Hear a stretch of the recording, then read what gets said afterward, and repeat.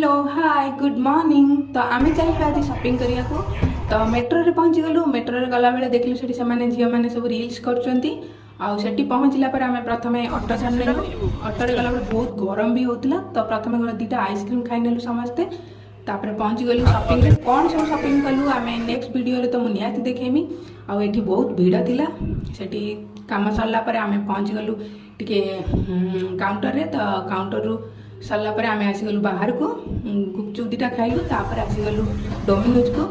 तो से सेठू पचार कौन खाइबू कह। तो कहवा अनुसार गोटे पर गोटे से नहीं आसले।